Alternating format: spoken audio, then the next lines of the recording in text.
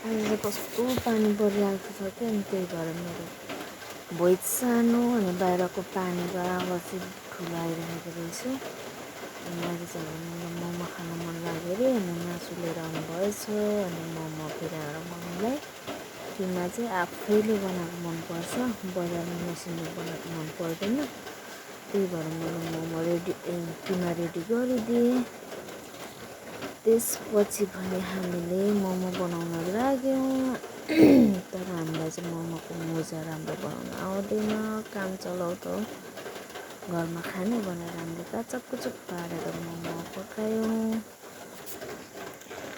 त्यसपछि मोमो रेडी भयो। यति ठुलो पानी आइरहेको थियो, हामीले मोमो खाँदा नि अहिले पनि पानी आइरहेको छ। अनि हामीले चाहिँ मोमो कोकसँग खायौँ आज।